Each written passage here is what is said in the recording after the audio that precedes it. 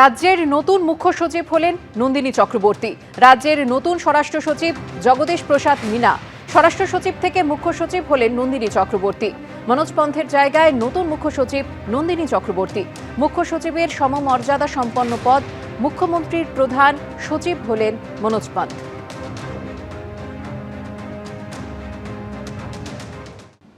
ফের রাজ্যে আসছেন প্রধানমন্ত্রী। বিজেপি সূত্রে খবর, জানুয়ারিতে মালদায় সভা করার জন্য প্রধানমন্ত্রীর দফতরে আবেদন জানানো হয়েছে। সবুজ সংকেত মিললেই প্রস্তুতি শুরু হয়ে যাবে।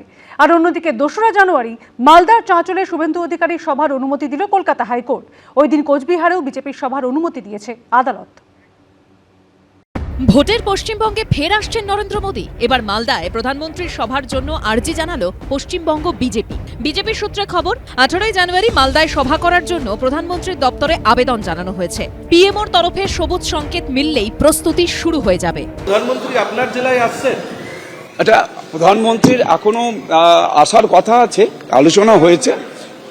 এখন আমরা 17-18 তারিখে এরকম একটা ঠিক হয়েছে, ওখানে মালদাতে আসবেন উনি। আমাদের যে 4টা আমাদের সাংগঠনিক জেলা আছে, বিশেষ করে আমাদের 4টা জেলার ওখানে উনি একটা জনসভা করবেন, এরকম ঠিক হয়েছে। কয়েক মাসের মধ্যে রাজ্যে বিধানসভা ভোট। মঙ্গলবারই তৃণমূল সরকারকে উপড়ে ফেলার আহ্বান জানিয়েছেন অমিত শাহ। 17 দিন পর ফের রাজ্যে আসছেন নরেন্দ্র মোদী। তার আগে এদিন দলীয় কর্মী সমর্থকদের তাতিয়ে দিলেন কেন্দ্রীয় স্বরাষ্ট্রমন্ত্রী। मित्रों, जब मैं कहता हूं कि अगली सरकार भाजपा सरकार बनने वाली है, तब कई लोगों को लगता है कि ममता बनर्जी के खिलाफ, उसकी सरकार के खिलाफ और उसके भतीजे के खिलाफ जो रोष है, जो गुस्सा है, उसके आधार पर सरकार बनने वाली। वो तो निश्चित रूप से एक फैक्टर है, मगर 2016 से 2025 तक हमारे कार्यकर्ताओं ने बंगाल के अंदर परिश्रम की पराकाष्ठा की।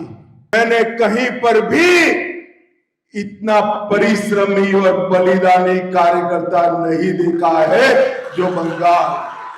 চলতি বছরে 5 বার রাজ্যে এসেছেন প্রধানমন্ত্রী। তবে খারাপ আবহাওয়ার কারণে গত 20 ডিসেম্বর নদিয়ার তাহিরপুরের সভায় সশরীরে আসতে পারেননি প্রধানমন্ত্রী। ভার্চুয়ালি বার্তা দেন তিনি। বিজেপি সূত্রে খবর, আগামী 4 মাসে ন্যূনতম 8টা সভা করতে পারেন প্রধানমন্ত্রী। ভোট পাখি একটু ভোটের সময় উঠতে উঠতে আসে। 2021-এও এসেছিলেন, 2024-এও এসেছিলেন, উপযুক্ত জবাব পেয়ে ফেরতও চলে গিয়েছিলেন। এরকম ঘটনা হবে, তারাই আসবে, এসে বাংলাকে বলবে আরে হাম লোগো কো ভোট দো বলে চলে যাবেন। অন্যদিকে 2রা জানুয়ারি মালদায় চাঁচলে শুভেন্দু অধিকারীর সভার অনুমতি দিল কলকাতা হাইকোর্ট। বিচারপতি বিশ্বরূপ চৌধুরীর নির্দেশ, বিজেপির 9000 কর্মী সমর্থককে নিয়ে কর্মসূচি করা যাবে। দুপুর 1টা থেকে 3টের মধ্যে সভা করতে হবে। 70টি মাইক ব্যবহার করা যাবে। প্রসঙ্গত, মালদার চাঁচলের কলম বাগানে 2রা জানুয়ারি শুভেন্দু অধিকারীর সভা করার কথা, কিন্তু আইন শৃঙ্খলার কারণ দেখিয়ে তাতে অনুমতি দেয়নি পুলিশ। এরপরই হাইকোর্টের দ্বারস্থ হয় বিজেপি। শুভেন্দু অধিকারীকে আমরা এর আগেও বলেছিলাম সব থেকে বেশি ভয় পায় প্রশাসন। এটা লজ্জাজনক একটা ব্যাপার। আইনের ব্যাপারে তো কোনো টেকনিক্যাল কি বিষয়, এটা পুলিশ বা প্রশাসন বলতে পারবেন। আর বাকিটা যখন হাইকোর্ট দিয়েছে তার মধ্যে কেন মন্তব্য করতে যাব। অন্যদিকে আগামী 2রা জানুয়ারি কোচবিহারেও বিজেপির সভার অনুমতি দিয়েছে কলকাতা হাইকোর্ট। 3000 কর্মী সমর্থক নিয়ে সভা করা যাবে, নির্দেশ দিয়েছে আদালত। সূত্রের খবর, এই সভায় থাকতে পারেন মিঠুন চক্রবর্তী, শিবাশিস মৌলিক, সৌভিক মজুমদার, অভিজিৎ চৌধুরীর রিপোর্ট, এবিপি আনন্দ। নির্বাচন কমিশনের বিরুদ্ধে ভোট চুরির নতুন অভিযোগ আনলেন অভিষেক বন্দ্যোপাধ্যায়। তার অভিযোগ, চুরি হচ্ছে ভোটার লিস্টে। পাশাপাশি বিএলএ 2রা কেন শুনানি পর্বে থাকবেন না, এই নিয়েও মুখ্য নির্বাচন কমিশনারের সঙ্গে বৈঠকে অভিষেক বন্দ্যোপাধ্যায় সরব হয়েছেন বলে দাবি। चोरी वोटर लिस्ट में हो रहा है। अगर कोई पॉलिटिकल पार्टी कांग्रेस ये पकड़ लिया होता, हरियाणा से, महाराष्ट्र से, न्यू दिल्ली से, बिहार से, 4 स्टेट में बीजेपी हारती। বিহার বিধানসভা ভোটের আগে নির্বাচন কমিশনের বিরুদ্ধে ভোট চুরির একাধিক অভিযোগ এনেছিলেন রাহুল গান্ধী। अब हमारे पास ओपन एंड शट प्रूफ है कि इलेक्शन कमीशन वोट चोरी में इन्वॉल्व है। মঙ্গলবার নির্বাচন কমিশনের বিরুদ্ধে ভোট চুরির নতুন অভিযোগ আনলেন অভিষেক বন্দ্যোপাধ্যায়। वोटर लिस्ट में चोरी हो रहा है और यही चीज कोई और पॉलिटिकल पार्टी पकड़ नहीं पाया। तो यही सब गलती कांग्रेस ने किया है। आम आदमी पार्टी दिल्ली में पकड़ नहीं पाया, बिहार में आरजेडी कांग्रेस पकड़ नहीं पाया, इसलिए बीजेपी 88% का स्ट्राइक रेट लेके जीता है। वोट चोरी तो यहाँ हो रहा है, वोट चोरी ईवीएम में नहीं हो रहा है। You are not getting to understand what algorithm they are running and what kind of software they are using to remove 50 lakh 1 crore voters and disenfranchise them. यहीं पे चोरी हो रहा है। রাহুল গান্ধী যেটা বলেছে সেটা সারা বিশ্বকে নাড়িয়ে দিয়েছে।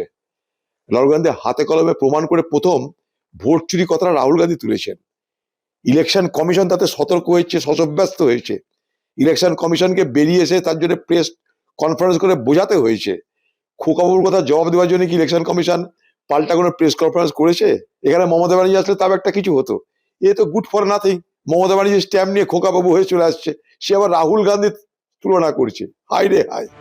অভিষেক বন্দ্যোপাধ্যায়ের অভিযোগ, একাধিক রাজ্যে এসআইআর হলেও পশ্চিমবঙ্গকে বদনাম করার চেষ্টা হচ্ছে। जब बंगाल में एसआईआर का सूचना हुआ कि 45% लोग अनमैप्ड हैं, डेटा नहीं मिल रहा है, जब ड्राफ्ट लिस्ट रिलीज हुआ तब हमें पता चला कि 88.2%, approximately 89% people have been mapped. Bengal के खिलाफ जो बैड पब्लिसिटी है, बैड माउथिंग है, बंगाल को छोटा करने का जो मानसिकता है, बंगाल को नीचे दिखाने का जो मानसिकता है, इसके लिए जिम्मेदार कौन है? We didn't receive any concrete answer. Bengal के ऊपर जो स्टेप मदरली ट्रीटमेंट चल रहा है कि माइक्रो ऑब्जर्वर से स्टार्ट करके बंगाल का क्रेडिबिलिटी खराब करना, बंगालीज को हैरेस करना, बंगाल के लोगों को हैरास करना। আজকে শুধু যে রোহিঙ্গা বাংলাদেশি বাদ দেওয়ার জন্যই যে এসআইআর হয়েছে তা তো নয়, তাদের সাথে সাথে তো মৃত ভোটার আছে, ডুপ্লিকেট ভোটার আছে, শিফটেড ভোটার আছে। এদের দ্বারাই তো আপনি এত বছর ধরে ইলেকশনে জিতে এসছেন আপনারা। ভারত সরকার এবং ইলেকশন কমিশন পশ্চিমবঙ্গের মানুষকে একটা স্বচ্ছ ভোটার রোল এবার আমরা দেব। মমতা বন্দ্যোপাধ্যায় থেকে অভিষেক বন্দ্যোপাধ্যায়, বিএলএ টুরা কেন শুনানি পর্বে থাকবেন না, এই প্রশ্নে দুজনেই সরব হয়েছেন। এদিন সেই বিষয়টি ফের মুখ্য নির্বাচন কমিশনের কাছে তোলা হয় বলে দাবি করেছেন তৃণমূলের সর্বভারতীয় সাধারণ সম্পাদক। उन्होंने बोला कि आपके BLA 2 क्यों हियरिंग मेन्यू में जाएगा? मैंने बोला क्यों नहीं जाएगा? अगर BLA 2 बूथ में बैठ सकता है, पोलिंग स्टेशन में, जब आप इन्यूमरेशन फॉर्म डिस्ट्रीब्यूट कर रहे हैं, तब BLO के साथ BLA 2 जा सकता है, तब हियरिंग में BLA 2 क्यों नहीं जाएगा? बोला नहीं जाना चाहिए। मैंने बोला ठीक है, नहीं जाएगा, आप सर्कुलर इशू करो। बोला मैं सर्कुलर इशू नहीं करूंगा। मैं बोला सर्कुलर इशू नहीं करेगा तो BLA 2 रहेगा। লিখিত নির্দেশ দেবেন কি দেবেন না সেটা নির্বাচন কমিশন জানেন। ভারতবর্ষে আর কোথাও এই ধরনের দাবি ওঠেনি। সারা ভারতবর্ষে অনেক বিরোধী রাজনৈতিক দল এবং সরকারেও আছে। হ্যাঁ, আর ওই যে বাকি যেটা হচ্ছে সেটা সমস্তটাই অভিষেক বন্দ্যোপাধ্যায়ের গ্যালারি শো। যে BLA 2 থাকবে না, এজেন্ট থাকে নির্বাচন, এটা তো নির্বাচন নয়, এখানে থাকার প্রয়োজনটা কোথায়? এদিকে সূত্রের খবর, এদিনই নির্বাচন কমিশনের তরফে বলা হয়েছে তৃণমূলকে নিশ্চিত করতে হবে তাদের কোনো স্থানীয় স্তরের কর্মী বা নেতা যেন কর্তব্যরত কমিশনের প্রতিনিধিকে হুমকি না দেয়। যারা আইন নিজের হাতে তুলে নেওয়ার চেষ্টা করবে তাদের বিরুদ্ধে কঠোর ব্যবস্থা নেওয়া হবে। আশাবুল হোসেন, সন্দীপ সরকার, বিজেন্দ্র সিংহ, এবিপি আনন্দ। এবিপি আনন্দ, এগিয়ে থাকে, এগিয়ে রাখে।